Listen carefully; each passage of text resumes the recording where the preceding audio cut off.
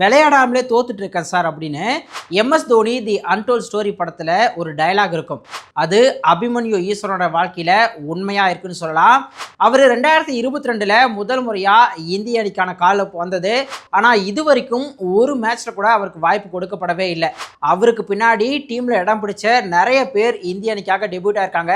சரியாக சொல்லணும்னா இவர் இந்திய அணியில் சேர்ந்ததுக்கப்புறம் 15 பிளேயர்ஸ் இந்திய அணிக்காக டெபியூட் ஆயிருக்காங்க. அதுவும் குறிப்பா சொல்லணும்னா பார்டர் கவாஸ்கர் டிராபில இந்திய அணி தோல்வி சந்திச்சாங்க. 5 டெஸ்ட்ல பெருசா எந்த பிளேயர்ஸும் பர்ஃபார்ம் பண்ணாதப்ப கூட அவருக்கு சான்ஸ் கிடைக்கல.